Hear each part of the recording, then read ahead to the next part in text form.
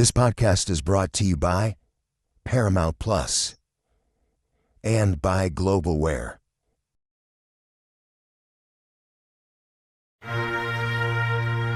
The Final Frontier podcast. These are the voyages of Jake Boger and Justin Spur.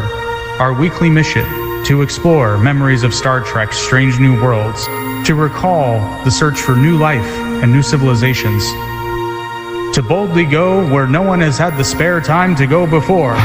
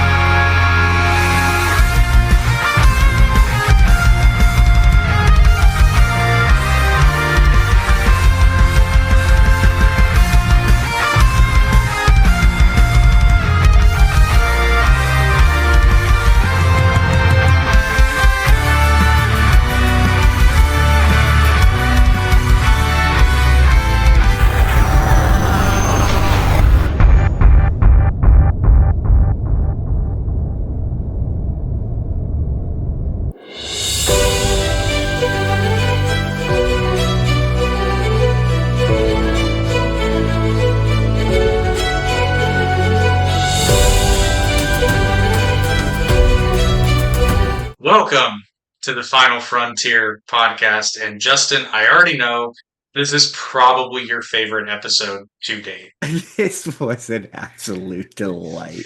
This one was a lot of fun. It was better than the first time we saw the illustrious, the incomparable Harcourt Fenton Mudd. We are talking about Star Trek: The Original Series, Season 2, Episode 8, I, Mudd, which this title confused me, and because I'm a nerd and do this show, the title now makes sense. But before we get there, we're just going to let you know this episode takes place during Stardate 4515.3, and they must have had a new year on the USS Enterprise because we are finally in the year 2268.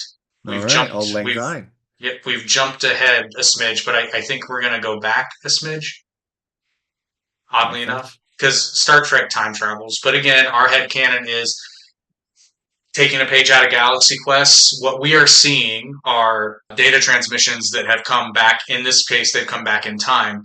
So that is why they are sometimes out of chronological order. But this episode, it's explainable if you contrive it long enough. Squint at it hard enough. Yeah. So this episode first aired on November 3rd, 1967. It was written by Stephen Handel, if I'm mispronouncing your name. Did you say 1967? 1967. Oh, you're not chronically online enough if you don't get it. Oh, God. Not that. 6'7". 6'7". I'm sorry. I'm so sorry. I had to. No, that's become a running joke because when I was on vacation, I was making fun of how stupid it is, and it became a thing. And now I understand how the joke happened now. I mean, to be fair, we as millennials have had our fair share of stupid. You just lost the game. That's all I'm saying. And also, we thought the number. This is the funniest bit. We thought the number 69 was funny. And then someone tried to be like, yeah, at least we knew why that was funny. I was like, because the numbers look like they're having sex is not a good enough reason to... It's better than no reason at all. This is a hill. This is a hill. This is a hill that my old man ass will die on. 6'7" is stupid. Because it doesn't mean anything. I mean, true, but also the other one that I always go to is the fact that we thought the number 8008 was funny. No, okay, yeah, but then you can also add a 5 to it. If you want a plural, I was going to say, a 5 to it, yeah. Yeah, because, that spells boobs. I know, but I'm just saying, like, our things not really funny. But here's the thing, as dumb as our things were, there was a reason. I suppose they were explainable. I'll give you that. Yeah, I mean, there's a hook in the joke somewhere. This is just everyone collectively saying this is funny, but they can't explain why, and that is why it is stupid. It looks like boobs. What? How is that not funny? That is funny. Sorry. Numbers are funny. Anyway, this coming from the guy who made a double D joke in our Godzilla episode of the RRT podcast. It's because I'm brilliant, Jake. That's why. It made me laugh. But this episode was also directed by our good friend Mark with a C. Daniels. And yes, it shows. It shows, yeah. It was also, I think I saw James L. or Coon, not James L. Coon. I saw Coon in there, and I was like, oh yeah, that explains a lot. Yep, that this jives. This episode, if you go in production order, this episode marks George Takei's last appearance in the series until the episode Return to Tomorrow. During his 9-episode absence, he was away on the East Coast filming the film The Green Berets alongside. Why am I blanking on his name? He's known. Why am I blanking on his name? The Western guy, Pilgrim. This town ain't big enough for the two of us. Clint Eastwood? No, it's not Clint Eastwood. It's John Wayne. John Wayne. Oh God, I'm sorry. Don't even get me started on John Wayne. I'm sorry. So much. I'm sorry, everybody. Whenever I'm on a podcast, I forget normal things. But yes, he was he was shooting that movie with John Wayne. And I mentioned earlier, this title refers to the absurd King of the Robots is spoofing the 1934 Robert Graves historical novel I, Claudius, about the fourth emperor of the Roman Empire who ruled between Caligula and Nero. However, it is also possible that this title is also a nod to Isaac Asimov's I, Robot, which I like to think it's both because it's a movie about an idiot king of robots. When did I, Robot come out? The book in the 50s. Yeah, sometime in the 50s. Really? Yeah. Oh, okay. So yeah, Robot only a short story though, not a full novel, or is that a full novel? I'm familiar with it, but not intimately. That's a good question, and I know we've talked about Asimov before. Yeah, as pertains to the. Okay, yeah, I, Robot is a collection of short stories, but it was published in 1950. Oh, yeah. Oh no, I know that the I'm wrong. The stories were published between 1940 and 1950, and it was released as a. Oh, okay, so I, Robot is the name of the. Okay, because yeah, I knew that the Will Smith movie wasn't. I don't think it's based on a specific story, an Asimov story. I think it shares the name. Well, I think it's a mishmash of several stories. Yeah. That they use to create, a coherent single narrative. Which I didn't know I, Robot was that old. Yeah, that's solid. I like that movie. Yeah. I was gonna say something, totally blanked. But like I said, we'll get there. But Justin, would you like to grace us with the Paramount Plus description brought to you by Paramount Plus? So the notes regarding the description do involve. Well, it says Kirk's nemesis, Harry Mudd, uses androids to take over the Enterprise. So my first immediate and most important question is: will the androids be sex robots? That seems likely. Some of them, anyway. Some to most of all of them. Nemesis feels like a really strong descriptor of the relationship between Kirk and good old Harry Mudd. Now, when I think of Kirk and Nemesis, I think more of like. Wow, it's worth noting that technically speaking, gonna be that guy. Technically speaking, Kirk has one more run-in with Harry Mudd than he does with Khan, Nooney, and Singh. Oh, okay. Defeated by my own logic. Okay. Well, but also, I will address that because I agree. I think Nemesis is strong for Harry Mudd when it comes to Kirk, but I absolutely think Harry Mudd thinks that Kirk is his nemesis.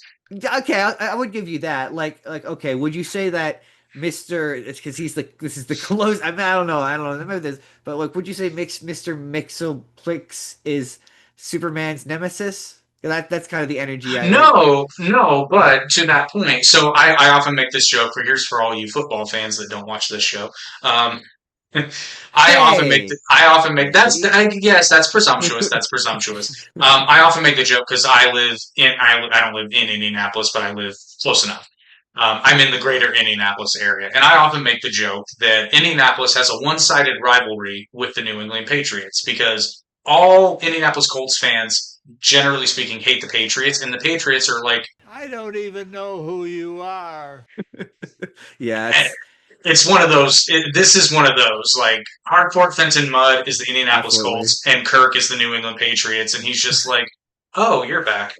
I mean, for me, Kirk is Eastern Canada and Fenton Mudd is Western Canada. We're like, yeah, he's like we all think that they hate us, but in reality, they have no idea that a rivalry even exists. They're like, "You're still There, here."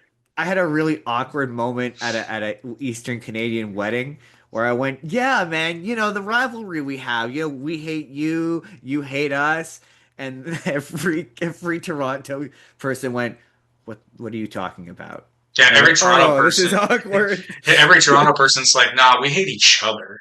Yeah, no, man, we're way too busy smelling each other's farts for that. But speaking Sorry. speaking of stench, our story begins with an alien android posing as a Starfleet lieutenant and identifying himself as Norman. Just realized massive plot hole in this episode. We'll get there in a second. Norman hijacks the Enterprise by sealing off engineering and setting a booby trap, which would cause any attempt to restore control to destroy the ship. There's two problems I have right at the outset of this episode, and again, take this with a grain of salt because the entire first part of this episode only exists to facilitate us getting to Harcourt Fenton Mudd. For sure, So, definitely, so, yeah. but my first question was, how exactly does auxiliary control supersede and override command control? Seems like a That is a design flaw. that does seem like a design. It sure seems like a way to allow your ship to get hijacked. Yes, and so skipping Put ahead a that bit, there. the whole premise of this episode is Harry Mudd needs a starship to get off the planet that he's on. How did Norman get aboard the Enterprise? That's a very, very good question.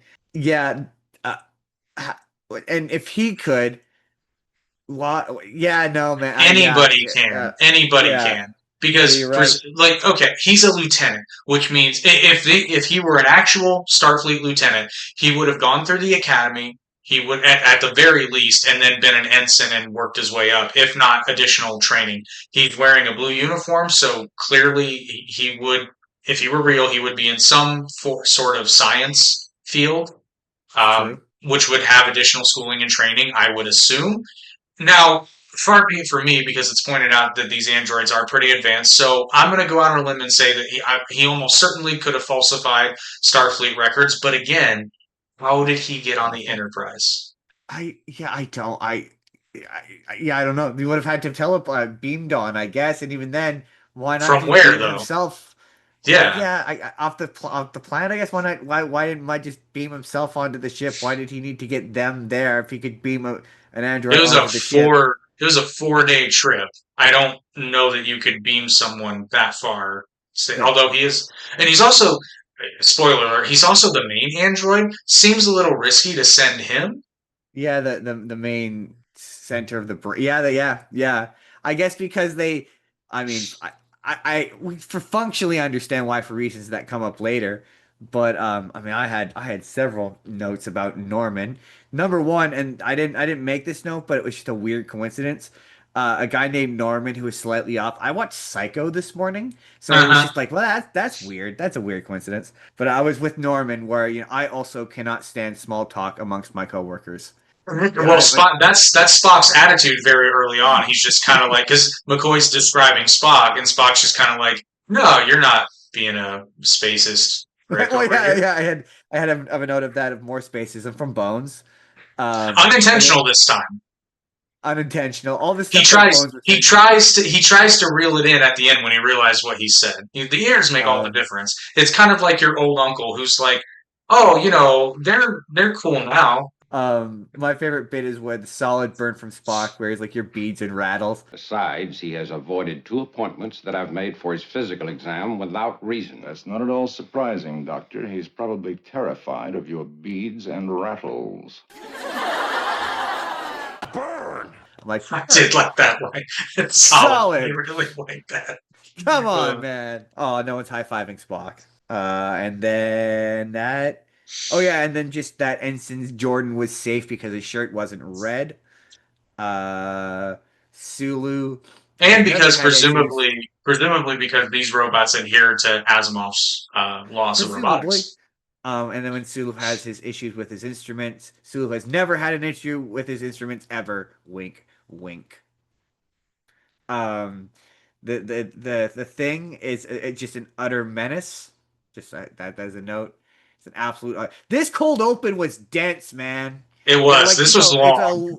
It was. I had another note from later, but it's just hell of a cold open. So you're gonna have to bear with me. I got a lot to break down here. Well, it's funny you mentioned that because I didn't have this in my notes, but I did read it. I didn't deem it interesting enough on its own, but now that you said that, this episode also holds the record for having the longest preview.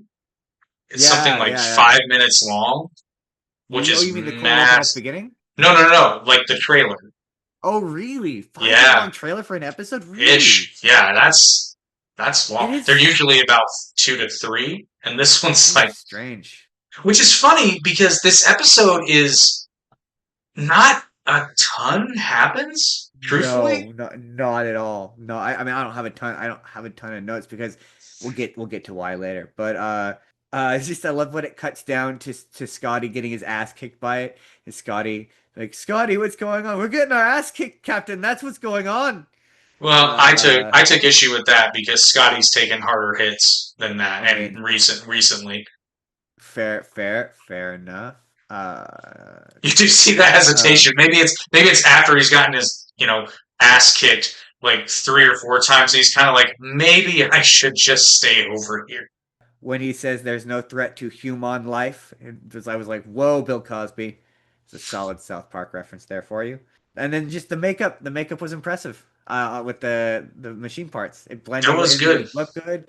That is the cold open. Sorry, it was a dense cold open. I promise that's as dense as it gets. Well, other than well, I had a couple more notes. Norman sure blinks a lot for an android, I mean, it's just taking pictures. and It's ocular camera. also as I'm watching this episode, abridged Vegeta comes into my head. It's like there are more androids. Another android. Wow, you are just the Grand Central Station of disappointment, aren't you? Jake. Literally a note after hell of a cold open. More androids? Question mark. My note literally It's like we says, share a brain. yeah. My note literally says, "Do I smell another android?" Turns out there's a lot of androids. There's so many androids. I have questions about the androids. Maybe we'll save for later. Well, and I did have so I, I'll bring data up later, but now I have a bone to pick with Next Generation. But we'll get there. We'll get there. But in the meantime, Captain Kirk finds his ship and crew taken to an unknown planet populated by androids and meets an old nemesis, the outlaw Harry Mudd, calling you himself. have Nemesis in your notes. Oh, that's interesting. That's what the outline had. Calling himself Mud the First and ostensibly ruling the androids. So, couple things about the androids real quick, because I did an unintentional deep dive here. As I was watching this, and Mud introduces his attendants, all of which are an identical female android model. I asked myself, I wonder how they achieved this duplicate effect, because for 2 or 3, presumably twins would do, but there are as much as 6 of them in one shot. I have a note later on. I don't want to spoil the ending, but there's at least 1 or 2 shots in this that are legit. I'm like, Yeah. how are they doing this? I know don't how they think did it. split screen. It was.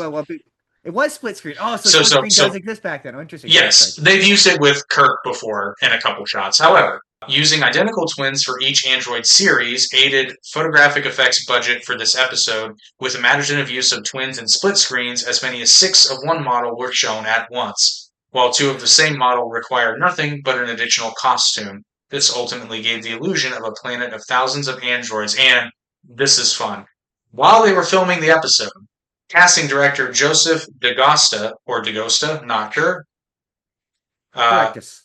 he was in a panic because he needed at least 2 female identical twins and 2 more female identical twins and couldn't find any suitable for the show. But one night he was driving home and saw Alice and Ray Andrisi, interesting last name, Coinky Dink, maybe, walking down the street, and DaGosta literally pulled up beside them, jumped out of his car, and told them they were going to be on television. I mean, The clever workaround this episode has is having the, not to jump ahead, but having the different series, and Mhm. that allows them to do multiple sets of twins. So Exactly. you can swap them in and out, have one set of twins be with another series, and it achieves the effect wonderfully. Like I say, I was impressed. See, This but show this is constantly impresses me with stuff yeah. like this, where I'm like, they're clever.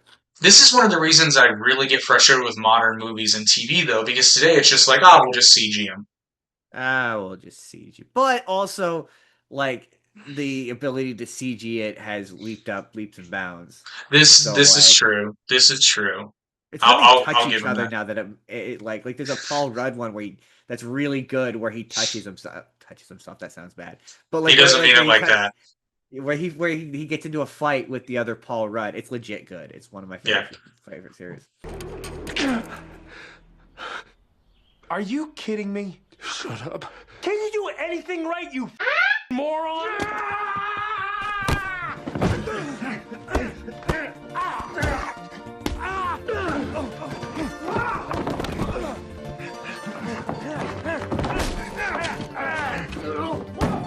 Yeah. But if you thought that was all for twin hijinks, there's more. Also, while Dagosta was searching for other identical twins to play androids, he found two young girls who were apparently prostitutes walking on Hollywood Boulevard with their pet wild cat, Marlin. He brought the two girls Whoa. to meet producer Gene L. Kuhn and the associate producer Robert Justman. While they inspected the girls, they were not chosen. Kuhn had to hold Marlin, which consequently scratched him with his claws and tore his entire shirt. Man, that feels like an appropriate anecdote for this episode. Yeah, very much so. And here's an anecdote that you will appreciate. And going back to the whole Nemesis thing, with the exception of the actors that play members of the Enterprise crew, Roger C. Carmel, who plays Harry Mudd, is the only actor to play the same character in more than one episode of Star Trek: The Original Series. Really? Yep, Huh. it's the only Interesting. recurring guest character. Interesting. I Well, mean, that's technically not true if you count the menagerie as 2 episodes. interesting.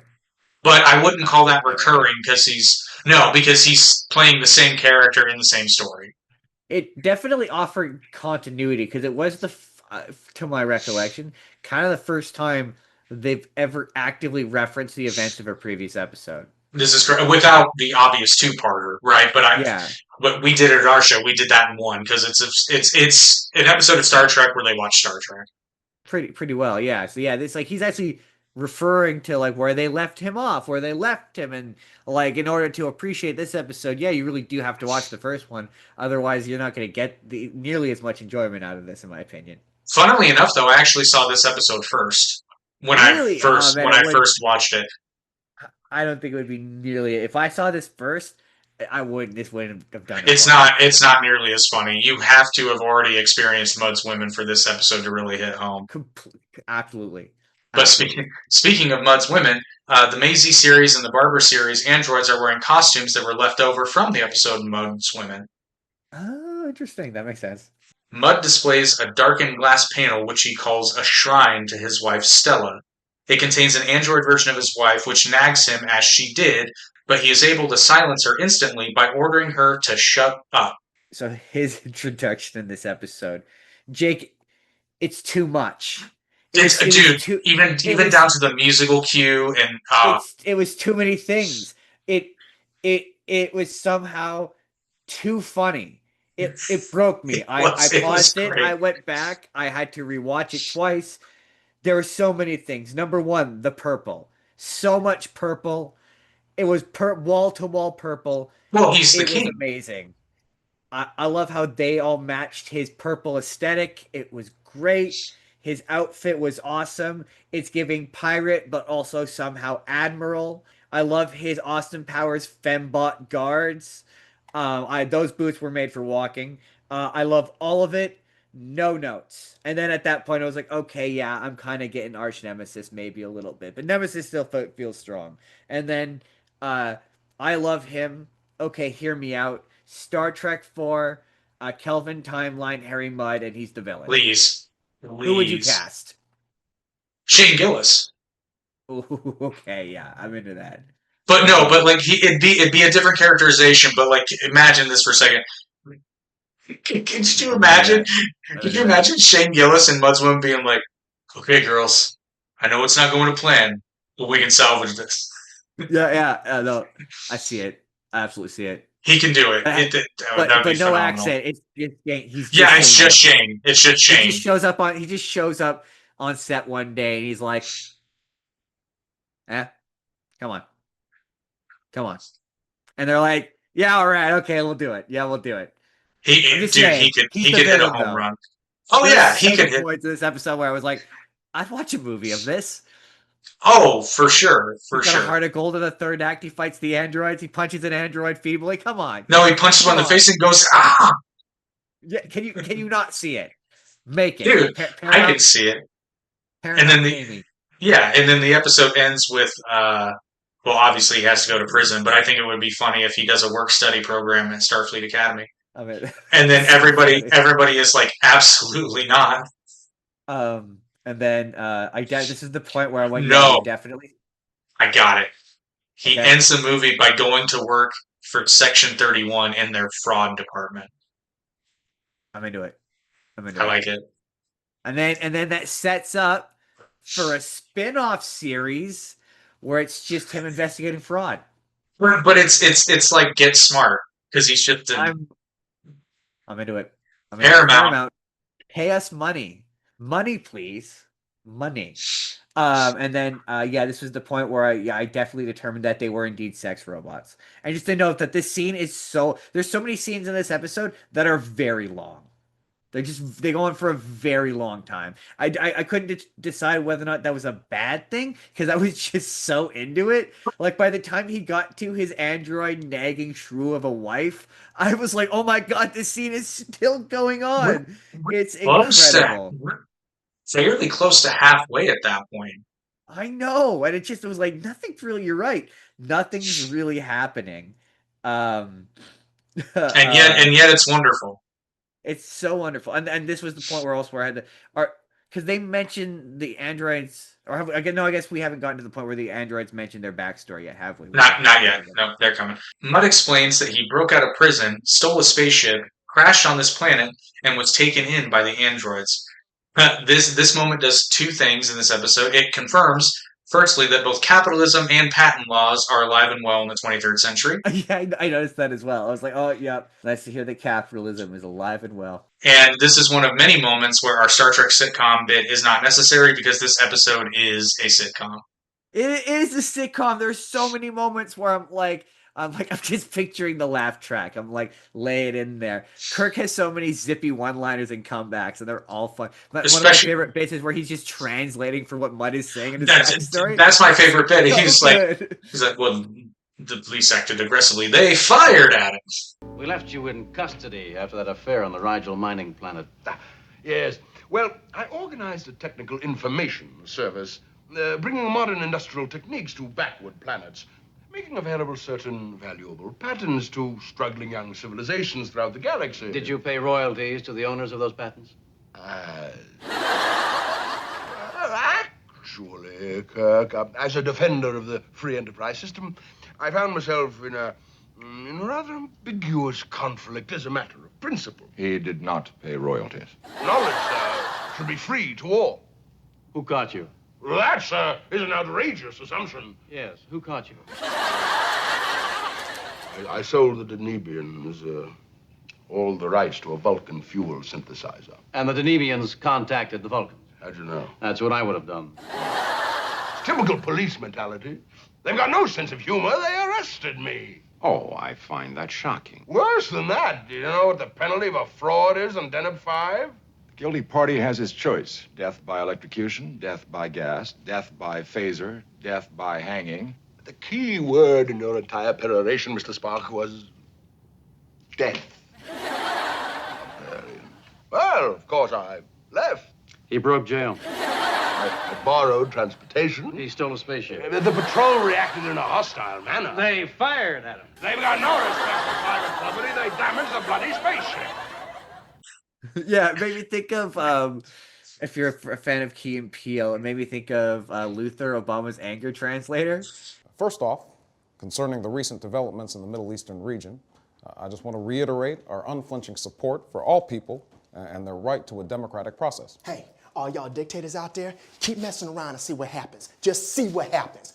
Watch! Also, to the governments of Iran and North Korea, we once again urge you to discontinue your uranium enrichment program. Hey, Mahmoud, Kim Jong, I think I already done told both y'all, 86 your shit. I'm gonna come over there and do it for y'all. Please test me and see what happens. It's such a good bit. I love that bit. Oh, it's so fun. It was so good. I don't have many notes because I was like, how many ways can you write? He's an amazing character, and I would watch so many different episodes with him in it. Like, I love him so much. He's so funny. He's a very atypical character in Star Trek in the sense that he's purely a comedy character, but it works. It is, but Can you explain it? He still also is an effective villain. Like, it gets to be a bit like, honestly, this episode really reminds me of, I know I say this a lot, but this is a really Doctor Who. He's a really Doctor Who coded villain, where they're just cartoony like that, and they do really long, silly monologues where, like, this feels, I don't know how to articulate it other than out of character for this show, which normally has at least a bit of, what's the word I'm looking for? Not dignity, but like... It has a serious tone the vast majority of the time with moments of levity, whereas this episode is a sitcom with a couple moments of like, oh no, we're in trouble. And there's quite literally a scene where there's a comedic bit where three people say we're in big trouble, including Spock, which is also quite funny. Well, opinions? I think we're in a lot of trouble. That's a great help, Mr. Chekov, Bones. Well, I think Mr. Chekov's right. We are in a lot of trouble. Spock, and if you say we're in a lot of trouble, we are. We are, Captain. I'm like, oh my gosh. It felt real like Adam West Batman. That's what this episode is giving me. Not quite as zany, but it's close. I was just gonna say all it needed was a dance number, but this episode. The back. We'll get to the back third. The back nine, as they say. Mudd says that the androids are accommodating, but they refuse to let him go unless he provides them with other humans to serve and study. Mudd informs Kirk that he and his crew are to serve this purpose and can expect to spend the rest of their lives on the planet. Justin, it is now time to tell the audience about where they can view Star Trek, all of Star Trek, in its entirety, including the new series that is coming soon, Starfleet Academy, which I don't know how I feel about it yet because it feels like a school show, which it is, but it's also Star Trek. So we'll see. And don't worry, you guys are going to get a sneak peek of that real quick. But we, of course, talking about Paramount Plus. Yes. Really, I didn't know that there was a new Star Trek show. I just learned a new thing live. I saw that. I've seen social media ads for it, but then I saw the first actual ad for it while I was watching iMud on Paramount Plus. Oh, interesting. I mean, it's a great service. It's literally it's where I watch everything for this show. It's solid, and I'm sure that Jake has teed up a trailer for the thing that you could watch on Paramount Plus. And hey, Star Trek is clearly alive and well because they keep making more of it. There are going to be, they just released a new movie, Section 31, and then there's going to be there's going to be 3 series running. 2 of them are new, and then you've got Strange New Worlds. But here is a first look at Starfleet Academy.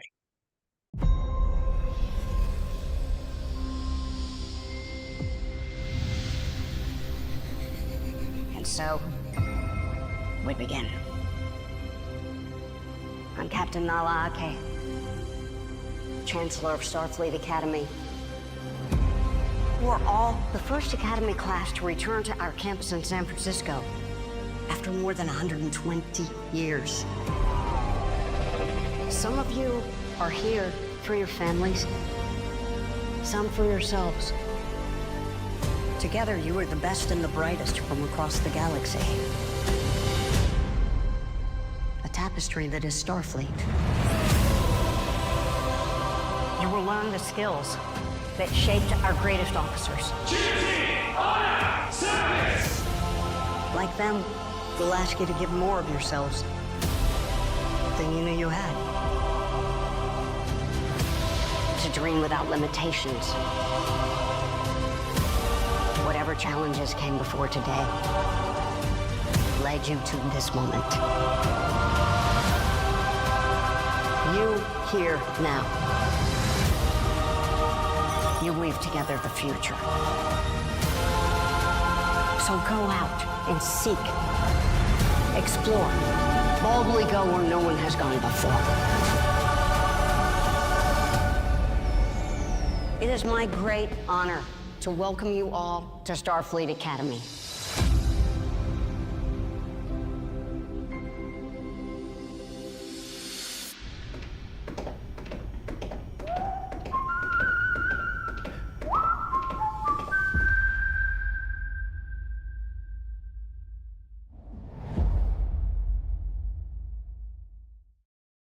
Kirk questions the androids and discovers they were built by travelers from the Andromeda Galaxy, whose planet was destroyed by a supernova, leaving the androids to fend for themselves. Spock discovers that the androids number over 200,000 and concludes that there must be some central control mechanism. I did find it funny when Spock is poking around and he sees Norman's little control relay. Spock has this look on his face. He's like, well, that can't be it. That would be far too easy. I mean, okay. Well, I had questions about the androids. Are these the same androids that we encountered? Lurch, what red shirts dream of?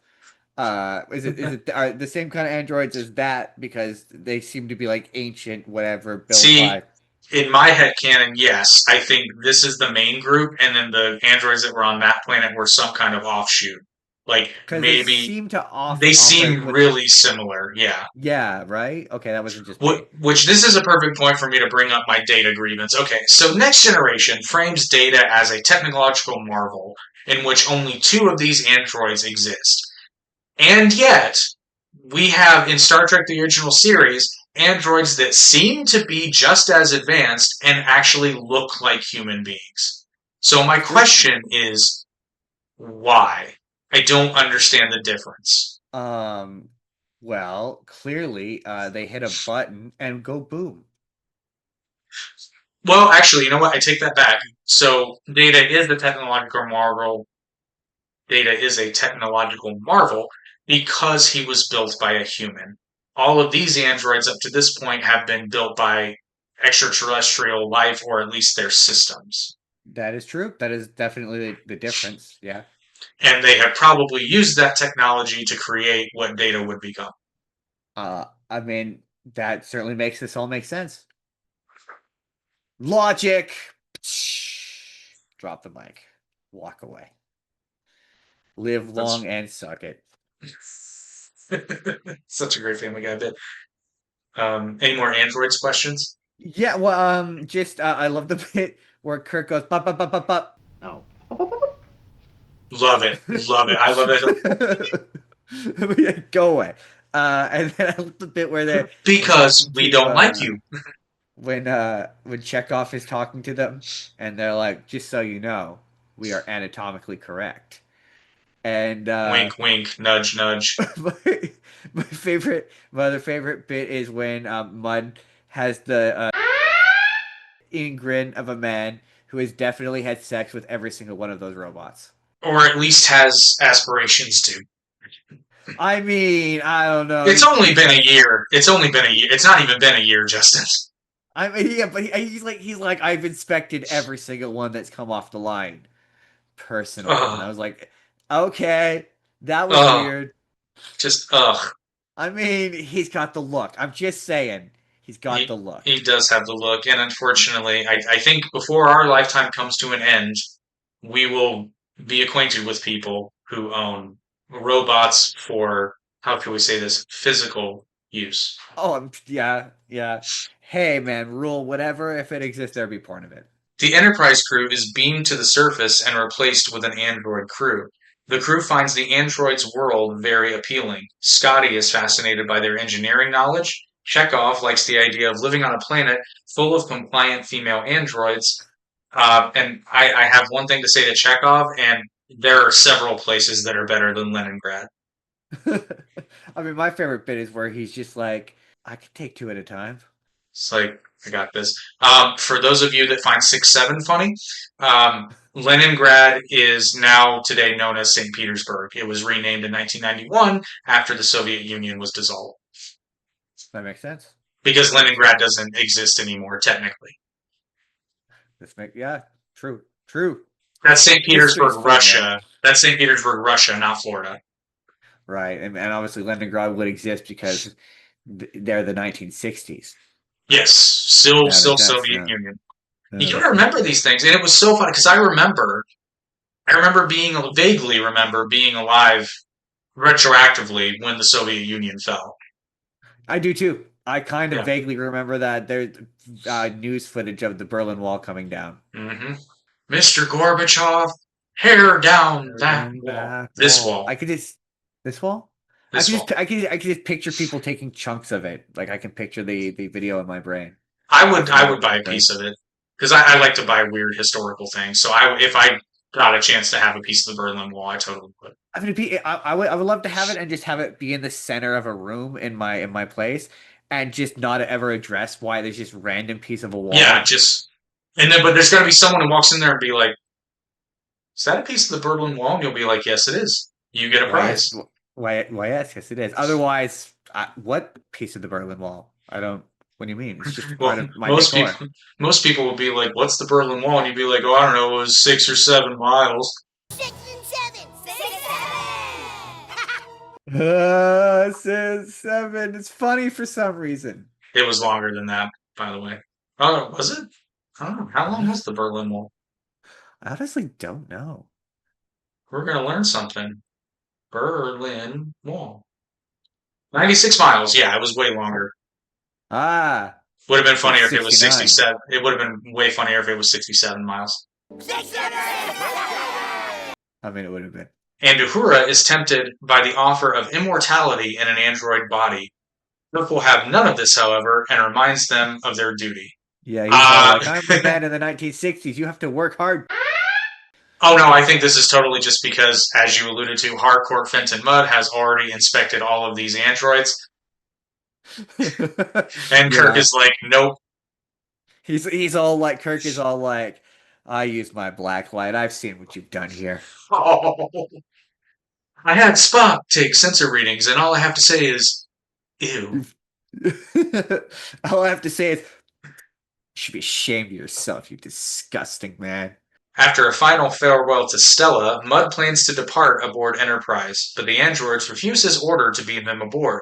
They have their own agenda to leave the planet and offer their services to humanity. I love the fact that the outline has services in quotes. My favorite bit is when he's like, we'll take care of them, which I felt could go one of two ways. It's either murder or sex. It's one of those two. It's one of those two things.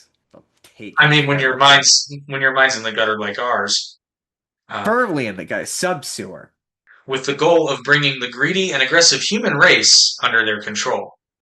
And you'll see that that's very important, so they know what's going on. The press will know, now neighbors will know. People should, we hope, come out of the woodwork to say, hey, my kids are exhibiting some of these symptoms too. Now I have some place to go. It will act as a lightning rod. It's the very first project of its kind in Romania.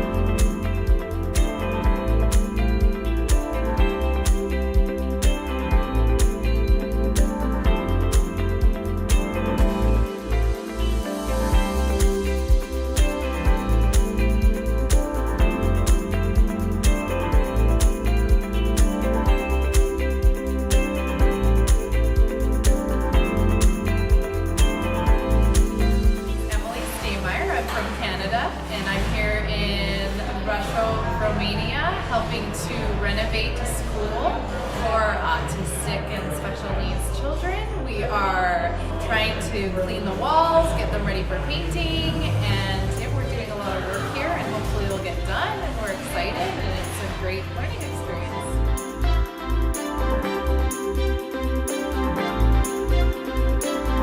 And now we're here painting some murals on the wall, some Disney characters, and having a blast. It's been really fun out here.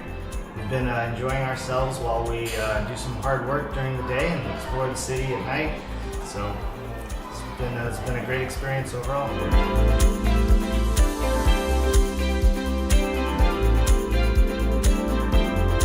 We've loved our time here in Romania. We've had an opportunity to build a wall around a residential center and then come and interact with children and paint on the walls.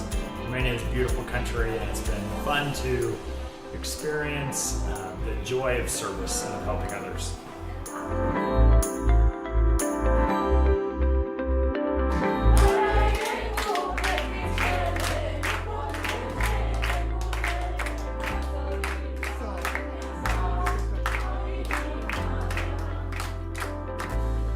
The experience with GlobalWare visit here in Romania to the Crystal Children, it was amazing for us.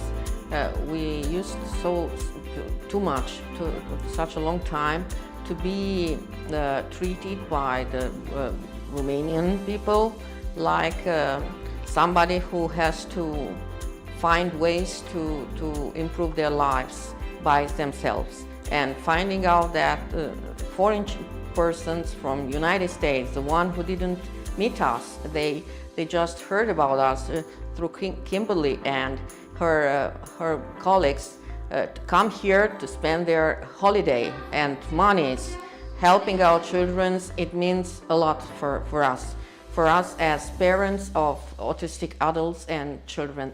Thank you so much.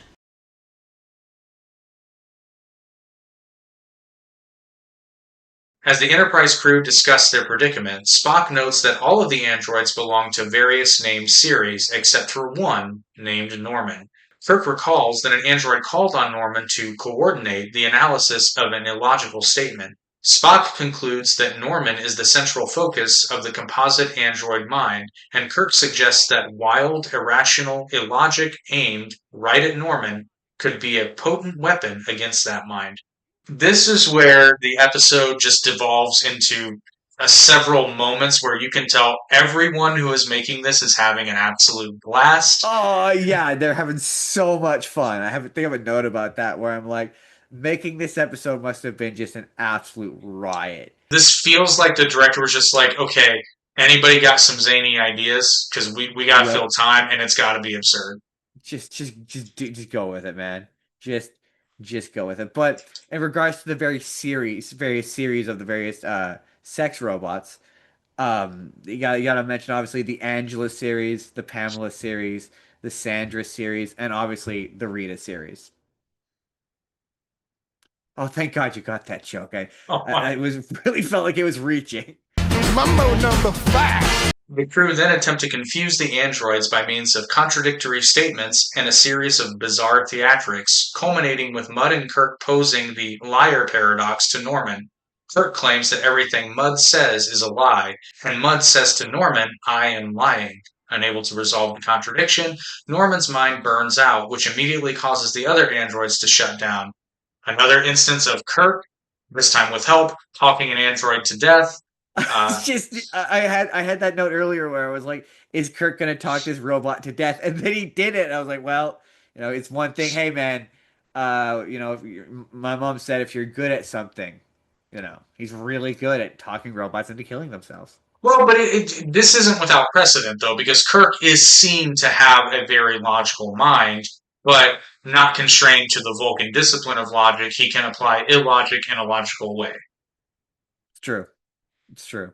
The ability to recognize and use the absurd is not the mark of a stupid man. I'm just saying, you're not wrong. When they try to get the robots with Mudd being injured, Kirk enjoys drugging Harry just like a little too much. The stupid grin he gives when he's drugging him is really funny. Also, him hitting him with the fat joke as he goes down felt a little unnecessary. Oh, Harry, I do believe you're putting on weight. I'm just saying. It works. It was like, really, man? It's I mean, there's a purple bulge around the belt line, so I mean that's totally fair. And then I gotta say, Uhura's ruse kind of got me for a moment. I thought maybe that she was gonna like screw them over. It was decent. It was convincing. It was pretty good. And then when I think it was Mudd says something. Mudd starts doing this big long monologue, and then Kirk gives him a look like, yeah, what he said was really funny. And then when Norman walks up from behind the desk, damn, those are some tight tights. Tights. They are. Like, whoa, maybe put on some pants, bro. That's all I'm saying. He was wearing a codpiece. Special shout out to Chekov's Russian-esque dance moment. Yeah, that was all of it. Like every one of then the rest of them were just a series of scenes of things being really amazingly weird, and that was definitely one of them. It's such a delight, man. It's just fun. Like I'm not. It is funny at parts, but you could just tell it's written on all their faces. They're having a blast. For sure, yeah. It looks like someone went cut and they all just died. Like there's no way they didn't. Yeah, they had to have. The crew reprogrammed Norman and the other androids to return to their original task of making the planet productive. Kirk informs Mudd that he has been paroled to the android population as an example of a human failure, and that a special android has been reprogrammed to see to his needs as an incentive to work with the androids and not exploit them. Mudd is grateful until he discovers that the android is Stella, and there are now at least 500 copies of her, none of whom responds to his command to shut up. And I just say, oh no, 500 of them? When he's like, oh, we're going to dump you on this planet, I just had notes. I was like, oh no, for how long will he survive on this planet with all these sex robots? Loving an ironic punishment. Loving an ironic punishment. It's beautiful. And then we already talked about the effect, but when they get 3 of her in one shot on screen, solid effect. And just the constant reveal of like one more, and the look on his face. So funny, so fun. And it's like for me this is one of those jokes that's extra funny of like the idea of the 1960s marriage of you're like, why is he married to her? Why is she married to him? Yeah, he's so put upon. He's a complete useless idiot, but yet somehow is still married to a woman. It's such a 1960s stereotype that is only funny to me as a person in the 2025.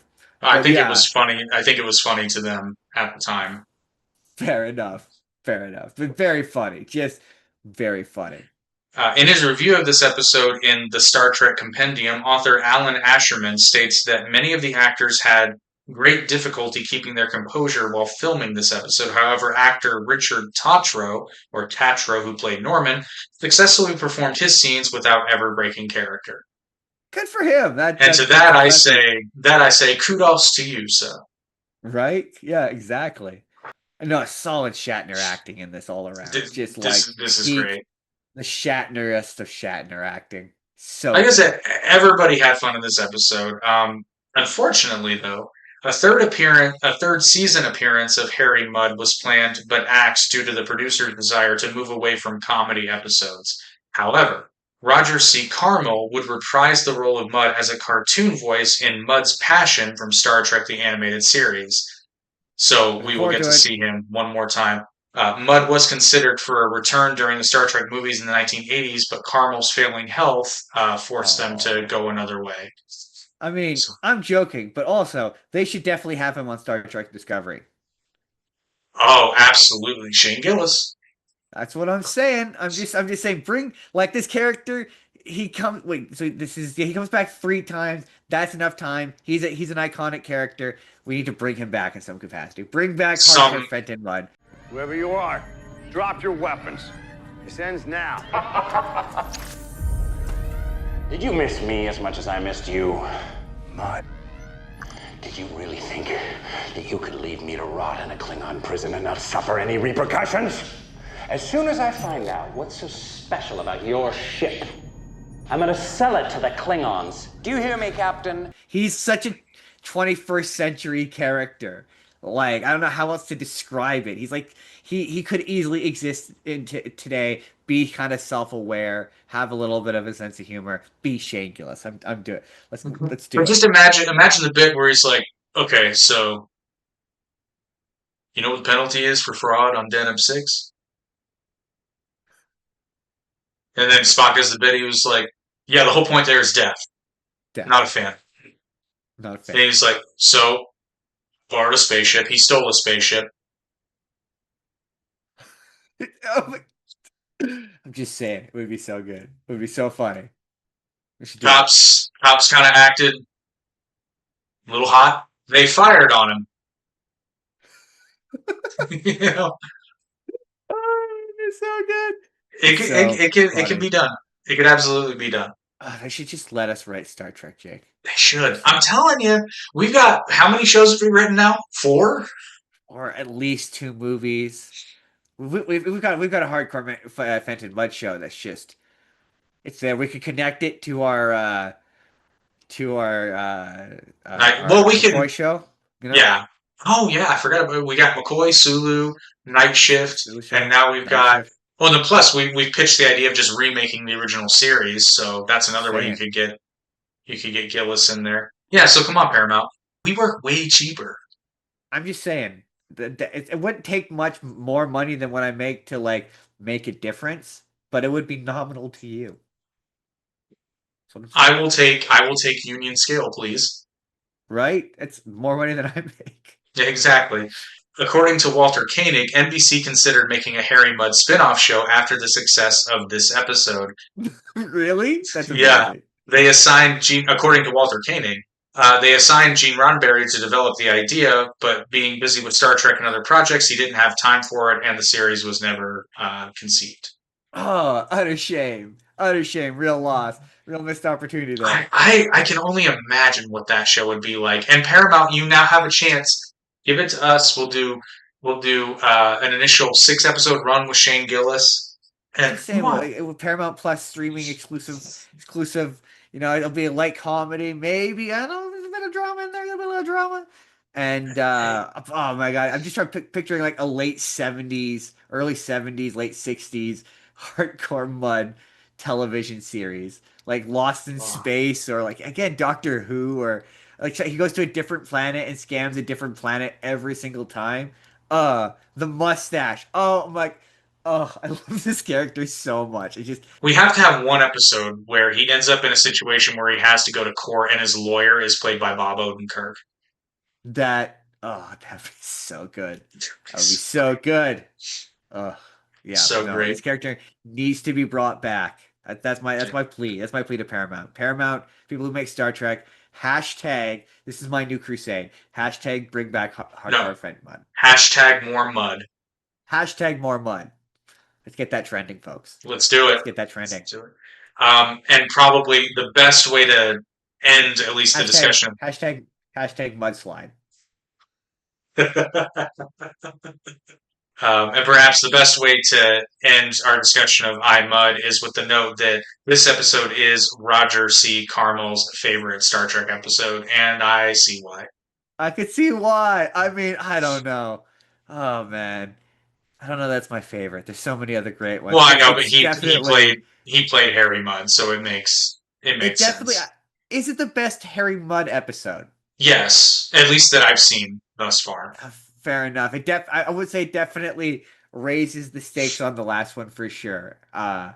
Yeah, in a way that is definitely fun. Like he definitely is the most interesting recurring character, like recurring villain. It is a shame they didn't get a third Mudd. He's the only recurring villain in the original series, but true. Fair point. Yeah, it's like he's the only one. But our red shirt death count remains at 15 because no red shirts were harmed in the making of this episode, although some androids may or may not have been. We're not going to talk about it. No. This is a PG rated show. It's a family program. It's a family picture. It's not a family program, but it is PG-13. I'll give you PG-13. So that is it. Hopefully you enjoyed our episode and the episode I'm Mudd. Join us next week when we look at the episode Metamorphosis. Justin, as per tradition, would you like to take a stab at what happens in next week's voyage? Well, okay. Being that metamorphosis obviously is in reference to a change. It's one thing changes from one state of being to another. Obviously, there's an evil alien that starts off as a small thing, and it does like a thing where maybe it's killing some red shirts, it's eating people, and then it forms a cocoon, and then it turns into an even bigger, more evil alien that they have to fight. No, Justin, that's just Biolante. Yeah, or Mothra. Mothra only transforms once, though. Oh, this is true. That is true. Join us next week on the Final Frontier podcast where we look at the episode Metamorphosis. And until then, subscribe to Paramount Plus, subscribe to us if you haven't already, like and share, and watch long and prosper.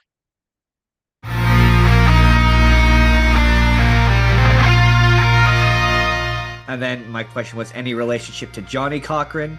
Is that a reference that anyone other than Jake gets? Do people know who Johnny Cochran is these days? The one episode where shuttlecraft is not necessary is the one where we get a shuttlecraft. I was in the cloud!